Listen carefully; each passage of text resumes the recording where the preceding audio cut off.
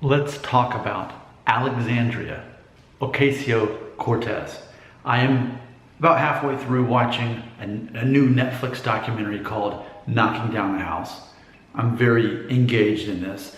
As a libertarian, I don't care much about politics. I don't care about Republicans versus Democrats and so on. But I like the concept of this documentary because this is a group of people who are wanting to get into politics but not take all those bribes, all the money from lobbyists, all that good stuff, to actually put people in office who are not career politicians.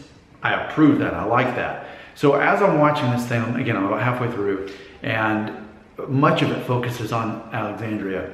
And she makes a statement referring to herself as a woman of color. So let's unpack that for the moment, because this channel largely focuses on ethnicity and perceptions thereof. So this is common knowledge. She's a Puerto Rican American. She's an American of Puerto Rican descent and Jewish descent. So to refer to herself as a woman of color is interesting because it is so relative, isn't it, as far as what constitutes a person of color, someone who's not just simply perceived as white. Well, I've done many videos talking about people who are Puerto Rican, and I asked them, I said, hey, share your DNA test results, tell me what shows up. And for most of them, it is mainly European, Jewish,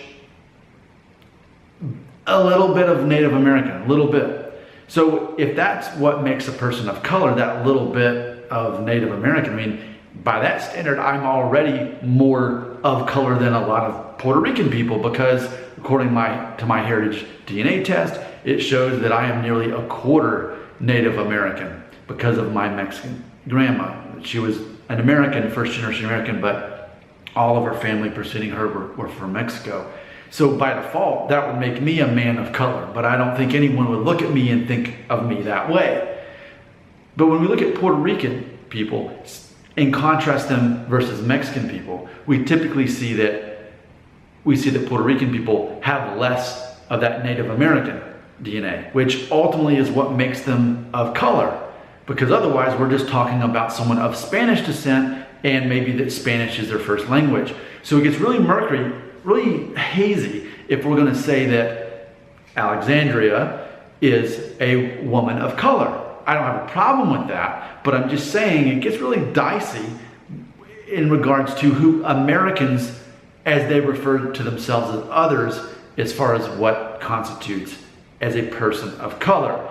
And then are we going to say that also the fact that she has Jewish background, like so many people of Puerto Rican descent, are we going to say that that helps reinforce the of color part?